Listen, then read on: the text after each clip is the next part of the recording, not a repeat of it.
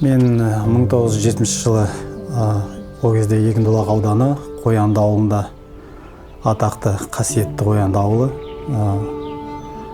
жібек жолы өткен Қоянды жәрмеңкесі деп тарихқа жазылған Қазақстанның ең қатты ойланатын балалар мен ауыл.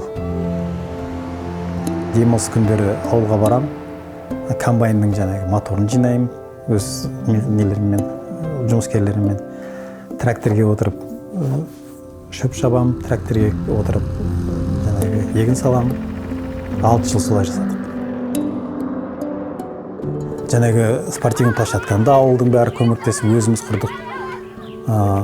Балалар алаңында өзіміз құрдық, бәріміз жабылып. Ауылды біраз біріктіреді ол. Бір-бірімен қарым-қатынасы, бірлігі сол кезде күшейеді екен. Мен өте жақсы байқадым соны. Енді ауылда қалай? Үлкеннің жанында кішісі жүреді.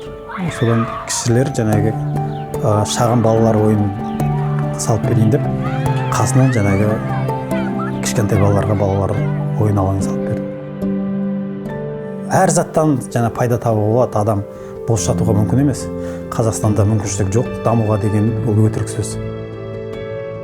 Егер адам кішкене өз талпынып, үйде жатпай, ешкімді сөкпей, ақырын ғана өз бизнесін домалата берсе, бүкіл мүмкіншілік бар.